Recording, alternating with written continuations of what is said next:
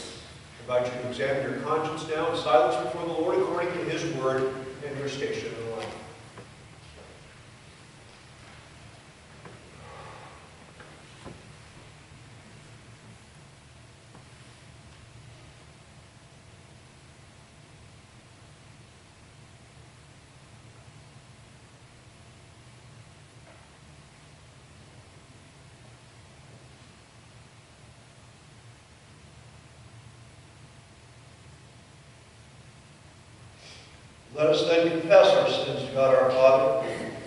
Most merciful God, we confess that we are by nature sinful and unclean. We have sinned against you in thought, word, and deed, by what we have done and by what we have left undone. We have not loved you with our whole heart. We have not loved our neighbors as ourselves. We justly deserve your present and eternal punishment. For the sake of your Son, Jesus Christ, have mercy on us. Forgive us, renew us, and lead us, so that we may delight in your will and walk in your ways, to the glory of your holy name. Amen. Almighty God, in his mercy, has given his Son to die for you, and for his sake forgives you all your sins. As a called ordained servant of Christ, and by his authority, I therefore forgive you all your sins. In the name of the Father, and of the Son, and of the Holy Spirit. Amen. O Lord, open my lips.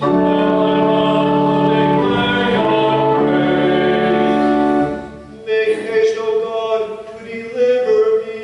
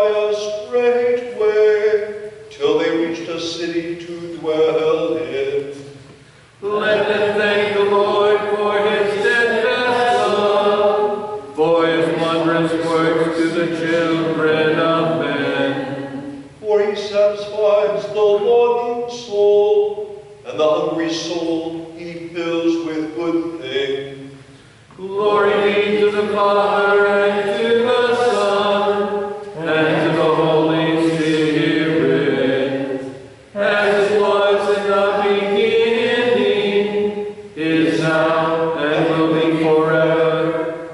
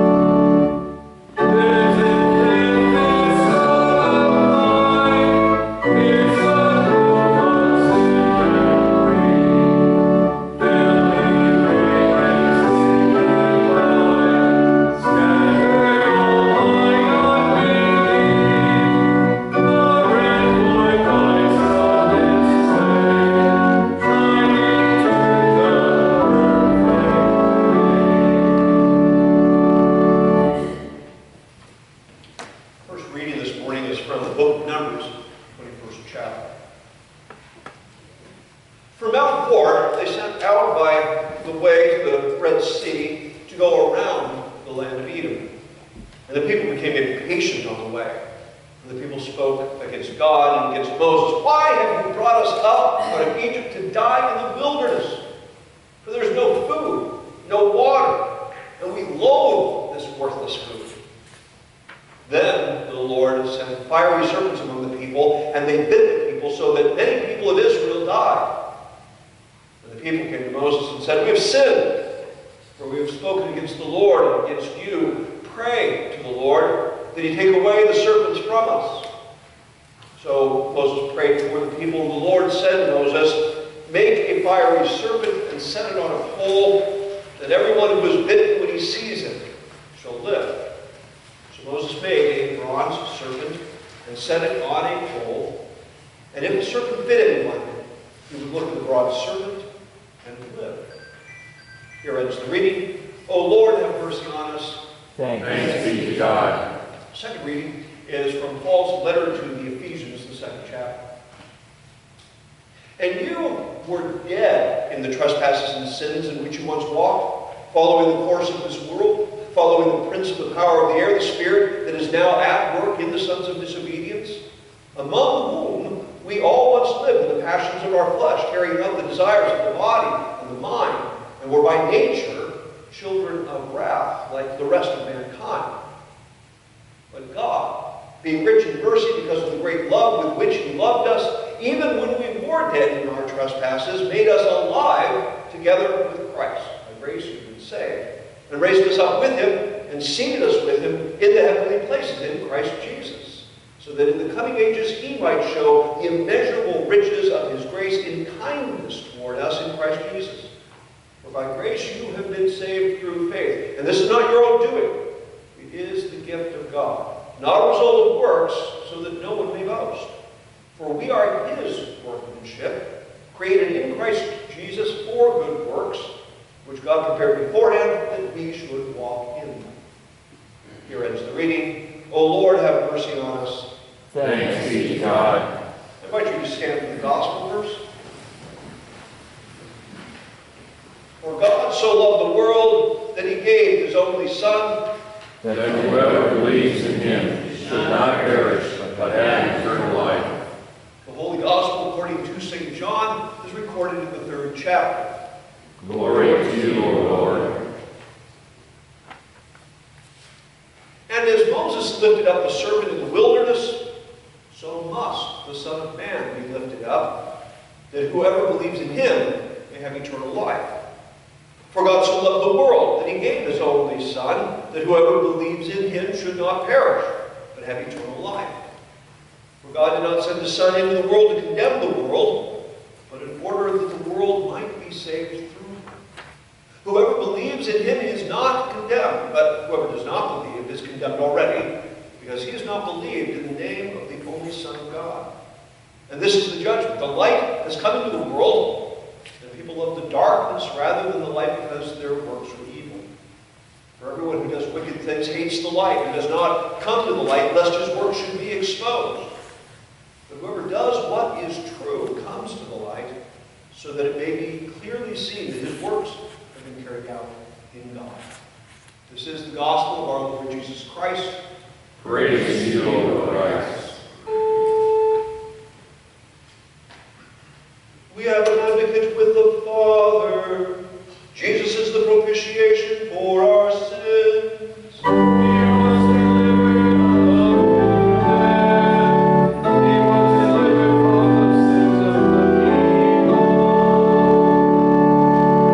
Blessed is he whose transgression is forgiven and whose sin is put away.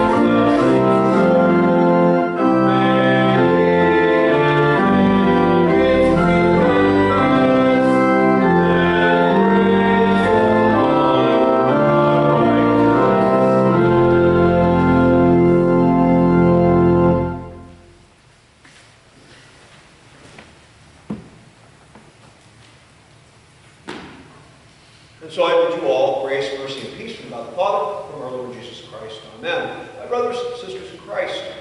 And as Moses lifted up the serpent in the wilderness, so must the Son of Man be lifted up, that whoever believes in him may have eternal life. So, as I shared this reading with the students at Concordia on Thursday, I spent a lot of time with Moses and that bronze serpent from Numbers chapter 21. But it occurs to me, as fascinating as that incident is, and as illustrative as it is of our sinful condition, that's not really what's driving things here. The heart of this reading is everyone's favorite verse, right? John 3:16. But it suggests that as we consider it in context, it's actually about more than the Father simply sending His Son to hang out with us and dispense religious advice. So let's start at the beginning here. Jesus was speaking with Nicodemus. This is still part of that same visit that He made to Jerusalem for the Passover that we heard about last week, when Jesus chased the money changers and the animal sellers out of the temple plaza. Now you remember that Nicodemus, coming to Jesus by night, has acknowledged that Jesus is from God, owing to the signs that Jesus has done, miracles. But you may also remember that Jesus cut straight to the heart of His work that He was come to do when He told Nicodemus that no one can enter the kingdom of heaven unless he has been born again. And this confounded poor Nicodemus. And that is what led Jesus to say what we just heard this morning. Now, when Jesus reminded Nicodemus about the serpent that was lifted up by Moses, He was trying to help Nicodemus see that understanding God's work to save wasn't as important as trusting God's word and promise. And we get that, right? I mean, there's nothing medically that looking at a bronze serpent on a pole is going to accomplish for you. But when a faithless heart is moved to desperation and repentance and hope to do what God says, because He's promised healing, then one can receive the benefits of that promise.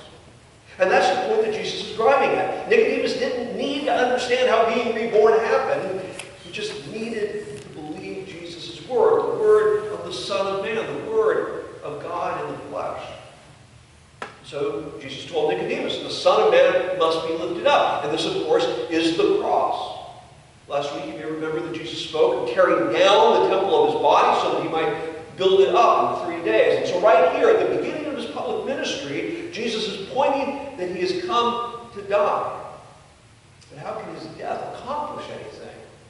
As we've noted before, the majority of folks who lived at that time, a dead Messiah was no Messiah at all. But Jesus told Nicodemus, the Son must be lifted up. He must be crucified. So those believing in Him, those believing in His work, those trusting in His word, no matter how little sense it might seem to make, might have eternal life. But how does death bring life? Well, now we get to John 3:16. For God so loved the world that He gave His only Son, that whoever believes in Him should not perish, but have eternal life. We need to pay close attention here because Jesus has essentially repeated Himself. The Son being lifted up necessarily is the same as God loving the world so much that He gave His Son. And the believing and having eternal life is the same in both statements. The only thing that's added when He repeats Himself is that the danger the Son's giving is saving us from. This danger that leads God to give the Son to us in the first place is that we would perish without Him. And why? Because in the old nature that we have from Adam and Eve, we shy away from the light because we want our works hidden in the darkness. And if you want to get a feel for the truth of that, right, then just ask yourself whether you want everything that you've thought and said and done made public. And I'm not talking about the private stuff that is no one's business. What I'm talking about is that stuff that when you think about it, it brings a little bit of a blush to the face. That stuff that you're ashamed of, that you regret, that you still feel badly about. And of course the problem is that stuff isn't all in the past, is it? That stuff now that you don't want exposed to the light, we all have it. And so there are times when we hang back in the shadows, but there's only death and loss in the shadows. And that's why we need to be born again, why we need a new life, a life that can actually dwell in the light. And that's the eternal life that was won for us by the gift of the Son. We need a new birth. perish without it. So what does God do? He sends his Son to be lifted up on the cross because he loves the world, because he loves all of us. Now, you've heard me say that God's love here is agape love. Right? Agape love is that intelligent and purposeful love that sacrifices itself for the sake of the well-being of the beloved. You and I, we are beloved of God. We need new life. And so what does he sacrifice? His only Son. And the word forgive in verse 16 is a word that means give up as a sacrifice. So the lifting up of the Son on the cross and the giving of the Son as a sacrifice are the same thing. It's a sacrifice given by God in love in order to save us. And again, we're familiar with sacrifice as a means of covering over our guilt and sin, of transferring the death that we deserve onto another victim. And that's one aspect of Jesus' death. But notice, he also says that the one believing in him will have eternal life. And that's the new birth that Jesus was speaking to Nicodemus about. This is entering into God's kingdom. It is sharing life with him. It's sharing his life, eternal life. A life that rejoices in the light and leaves behind the works of darkness.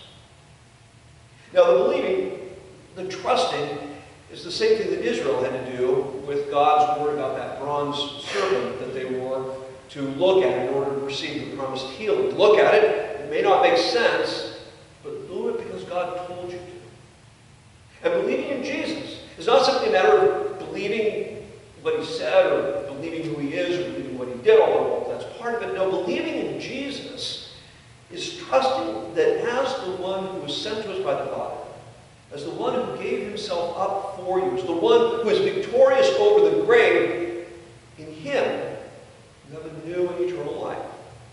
A new life that you can live starting now.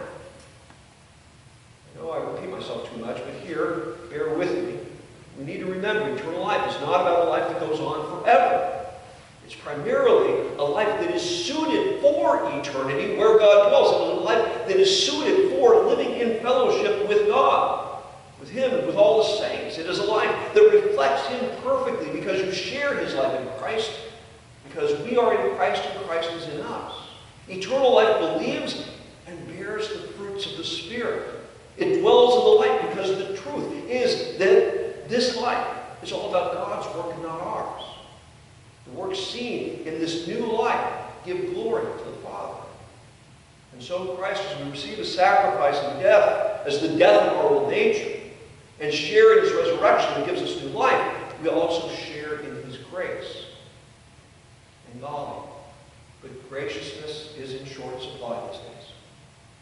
For remember, the heart of grace is unmerited goodwill toward others. And I fear that goodwill has nearly been hunted to extinction in the world around us, and in the church too.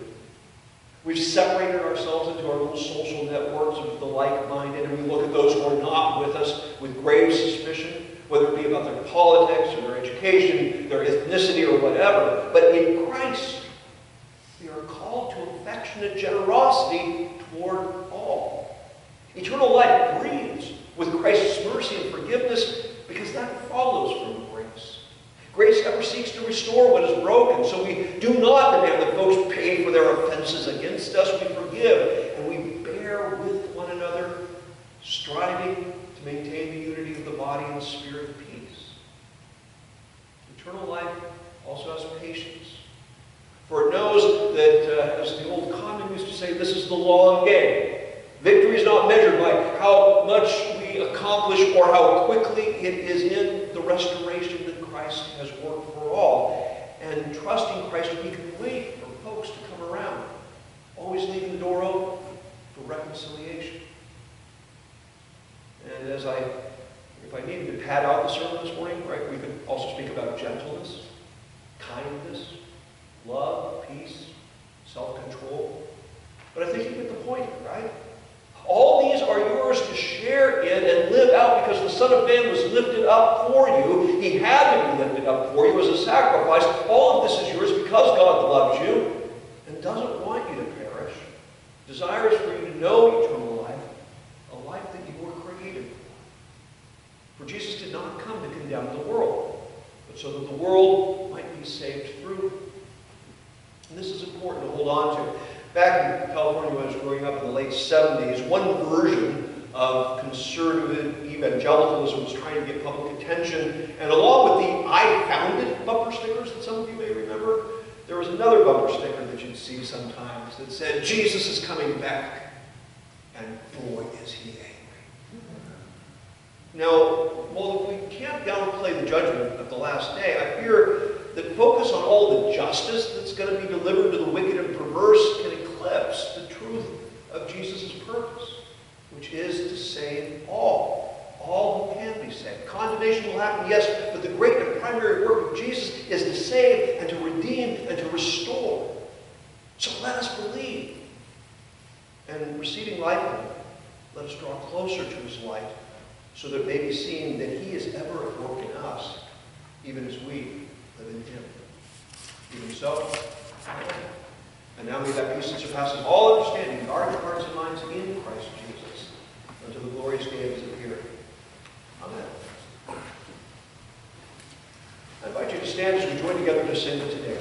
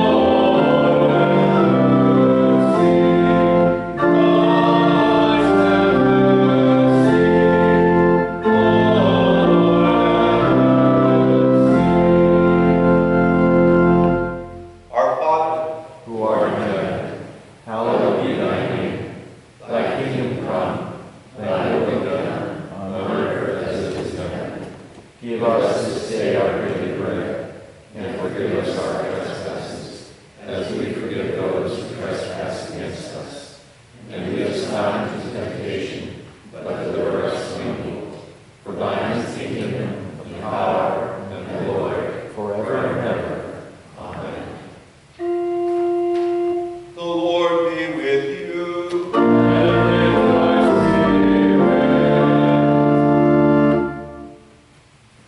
O God, you see that of ourselves we have no strength. By your mighty power, defend us from all adversities that may happen to the body, and from all evil thoughts that may assault and hurt the soul. Through Jesus Christ, your Son, our Lord. Amen. Almighty God, Heavenly Father, your mercies are new to us every morning, and you abundantly provide for all the wants of body and soul. Give us, we humbly pray, your Holy Spirit, that we may heartily acknowledge your merciful goodness toward us, give thanks for all your benefits, and cheerfully serve you. Amen. Almighty God, give us grace to trust you during this time of illness and distress. In mercy, put an end to the epidemic that afflicts us. Grant relief to those who suffer, and comfort all that mourn. Sustain all medical personnel in their labors, and cause your people ever to serve you in righteousness and holiness. And here's this day as we bring our concerns to you in our hearts.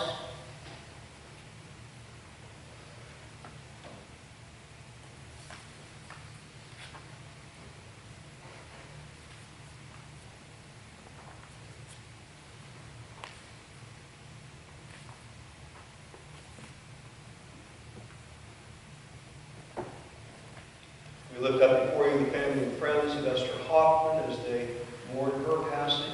We pray that you strengthen them and comfort them in Christ and his promise that those who live in him shall never die. Grant health to Mary Dowds, give continued healing to Sophia Maxwell, Russell, Miguel Woolworth, Teresa Johnston, Debbie Lawrence, Joan Ross, Elizabeth Whitfield, Dominic Ferretti, Amanda Carpenter, Bill Barr, Richard Coulter, Ruth Forst, Penelope Landon, Carol Hoffman, Jim Casper, Carol Lockridge, Joy Wessler, Penny Voss, Ms. Ritter, Gary Ruffle, Natalie, Felice, and Cheryl. Give relief to Mark Lantley, give healing to Harry Coy, Brian Kelly, Michael Wilson, Virginia David, Shirley, and Deepness Jillian.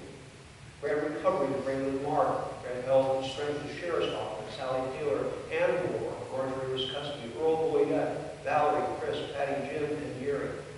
Continue to heal Dave, Lori, Joan, Dale, and Richard.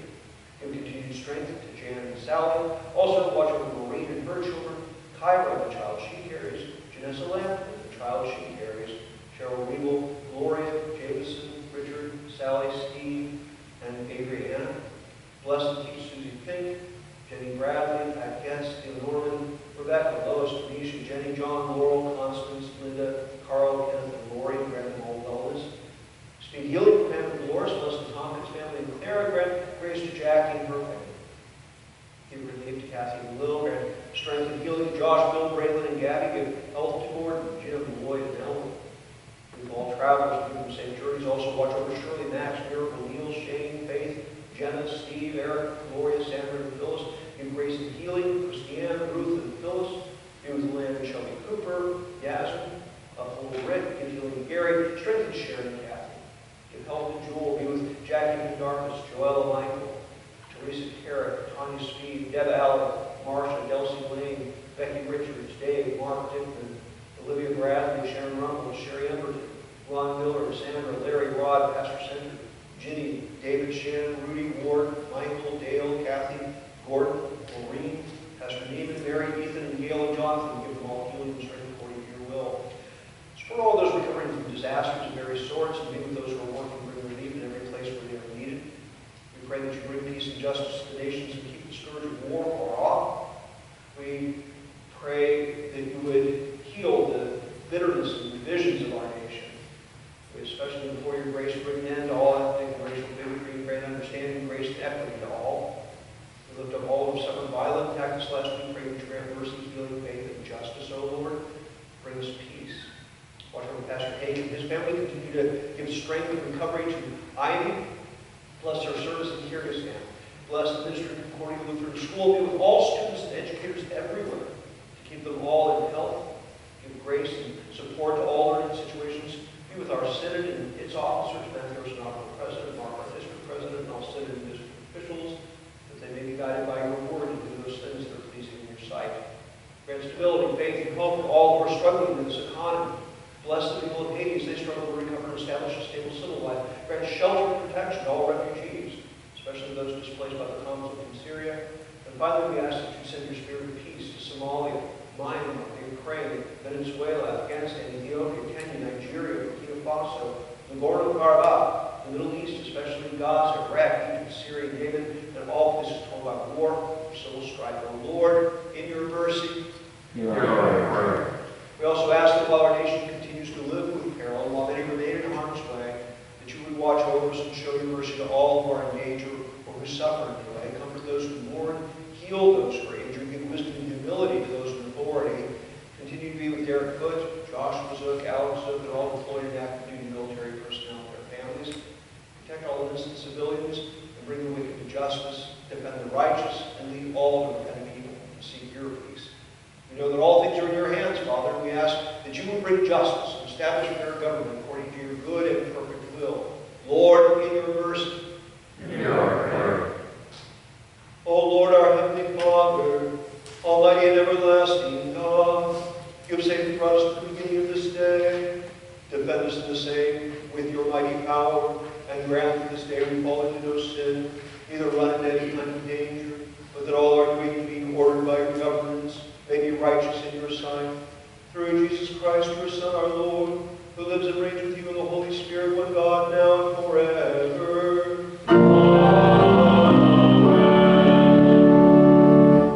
Let us bless the Lord. The grace of the Lord Jesus Christ, and the love of God, and the fellowship of the Holy Spirit be with you all.